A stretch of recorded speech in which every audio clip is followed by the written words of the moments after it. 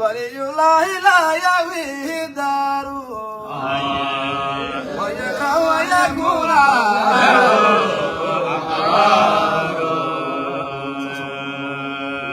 يفر من العقار إلى الجبال وتبكي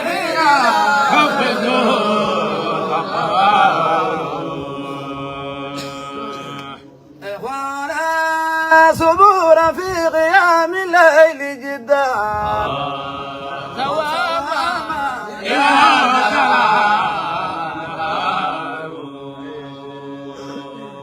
يقول لنفسي جدي وكدي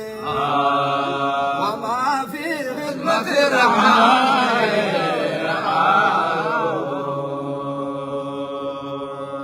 إله ما منعم بك الدار من الياقوت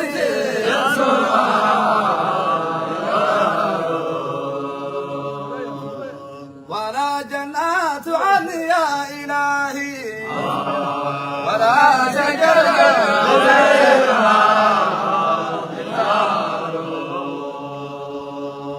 إلهي وراك وجه الله